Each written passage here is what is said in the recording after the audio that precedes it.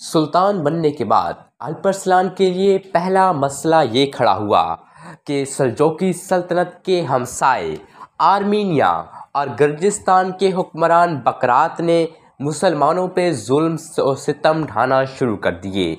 बकरात ने मुसलमानों के इलाकों पर हमले किए और उसे अपनी सल्तनत में शामिल करना शुरू कर दिया। जब उसने देखा कि सल्जोकी आपस में तख्त के लिए लड़ रहे हैं तो इसने इस मौके को गंवाया नहीं और मुसलमान इलाकों पर कब्जा कर लिया। मगर जैसे ही अल्प अरसलान सुल्तान बने तो वो लश्कर के साथ बकरात की तरफ गए। अल्प अरसलान ने आर्मीनिया का मशहूर दरिया आरिस अबूर किया और एक मकाम पर पड़ाव डाला। उसके बाद सुल्तान अल्प अरसलान ने अपना आधा लश्कर अपने बेटे मलिक शाह सल्जूकी और निज़ामुल मुल्क तुसी के हवाले किया और उन्हें अंजाज शहर की तरफ रवाना किया। अंजाज के नसरानियों को जब खबर हुई कि सुल्तान खुद नहीं आ रहा बल्कि अपने बेटे और निज़ामुल मुल्क के साथ अपना एक लश्कर का हिस्सा देकर उनके मुकाबले के लिए भेज रहा है तो वो खुश हुए और मुतमईन हो गए कि अब वो इस लश्कर का मुकाबला कर सकेंगे, क्योंकि अब मुसलमानों का लश्कर तकसीम हो चुका था। कुछ हिस्से सुल्तान अल्प अरसलान के पास थे और बाकी मलिक शाह के पास। मगर मलिक शाह सल्जूकी और निज़ामुल मुल्क तुसी ने ऐसा मुकाबला किया कि नसरानियों को इबरतनाक शिकस्त हुई।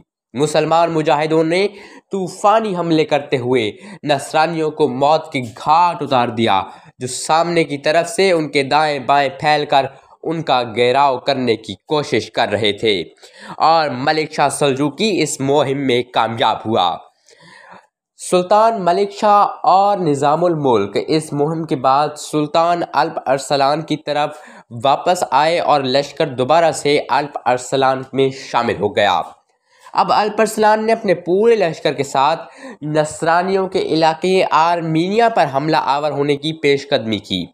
आर्मीनिया के लश्करियों ने कई मकामात पर अल्प अरसलान की राह रोकने की कोशिश की, लेकिन हर मकाम पर सुल्तान ने उन्हें बदतरीन शिकस्त दी।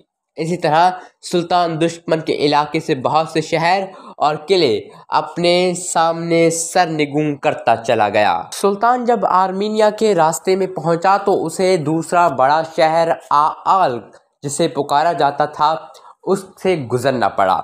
मुरखीन के मुताबिक इस शहर के इर्द गिर्द न सिर्फ दोहरी फसील थी बल्कि वो दो जानिब से दरिया से महफूज था और बाकी दो जानिब बुलंद कोहिस्तानी सिलसिले से घिरा हुआ था। इस बिना पर आर्मीनिया के हुक्मरान इस शहर को नाकाबिले तस्खीर समझते थे। सुल्तान ने दरियाए आरिस को अबूर करने के बाद शहर का मुहासरा कर लिया। सुल्तान का ये मुहासरा सख्त से सख्त होता गया और अंदर मौजूद लोगों पर कहत का दौर शुरू हो गया। उन्होंने अपना कासिद सुल्तान के पास भेजा और उसे ये कहा कि वो अपना सारा लश्कर ना शहर में दाखिल करे बल्कि लश्कर का एक हिस्सा शहर में दाखिल कर दे और हम उस हिस्से के हवाले ये शहर कर देंगे। अल्प अरसलान ने इस पेशकश को कबूल किया और अपना आधा लश्कर शहर में दाखिल कर दिया। मगर नसरानियों ने मक्कारी से काम लेते हुए उस लश्कर पर हमला करके उसको ख़त्म कर दिया। इसके बावजूद भी अल्प अरसलान पीछे न हटा और सुल्तान ने फैसला किया कि वो मुहासरा जारी रखेगा। अब नसरानियों ने एक और मकारी का मुजाहरा किया। उन्होंने फैसला किया कि मुसलमान लश्कर जब नमाज पढ़ रहा होगा तो उस पर उस वक्त हमला करके उन्हें शिकस्त दी जाएगी, और ऐसा ही हुआ। मुसलमान लश्कर जब नमाज के लिए खड़ा हुआ तो नसरानियों ने उन पर हमला कर दिया, लेकिन इसके बावजूद भी वो कामयाब ना हो सके। सुल्तान ने बड़े इत्मीनान से अपनी नमाज मुकम्मल की। नमाजी शहीद हो रहे थे।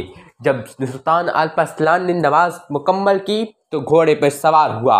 जब सुल्तान को लश्करियों ने घोड़े पर देखा तो उनके हौसले बढ़ गए और वो मुसलमानों का लश्कर इतने खौफनाक अंदाज में दुश्मन पे हमला आवर हुआ कि दुश्मन भाग निकला। हमला आवर ईसाइयों का इरादा था कि वो मुसलमानों को नुकसान पहुंचाने के पहले की तरह शहर में महसूर हो जाएंगे, और सुल्तान ने जब जवाबी कार्रवाई करते हुए उनका कत्ले आम किया तो वो भागकर शहर में दाखिल हुए। लेकिन इनकी बदकिस्मती कि सुल्तान भी उनके पीछे पीछे शहर में दाखिल हो गया। इस तरह शहर में एक बार फिर घुमसान का रंग पड़ा। जो कि अंदर के ईसाई लश्कर था, उसने अपनी तरफ से पूरी कोशिश की कि मुसलमानों का हमला उन्हें शहर से निकाल बाहर करे, लेकिन उन्हें नाकामी हुई। सुल्तान ने दुश्मन को पूरे लश्कर को ख़त्म कर दिया और इसके बाद शहर के अंदरून गद्दारों को तलाश किया, जिन्होंने सुल्तान के लश्कर पर नमाज की हालत में हमला आवर होने की तरगीब दी थी। उन सबको पकड़कर मौत के घाट उतार दिया। इस तरह सुल्तान अल्प अरसलान ने यह शहर फतह किया। इसके बाद अल्प अरसलान ने आर्मीनिया में पेशकदमी जारी रखी और बहुत से शहरों को फतह कर लिया। ये शहर बहुत ही अहमियत के हामिल थे। इन शहरों की अहमियत का अंदाज़ा इस बात से लगाया जा सकता है कि ये माली तौर पर भी बहुत ही अहम शहर थे, जबकि इनमें 500 कलीसा भी थे, जिन्हें बाद में मस्जिदों में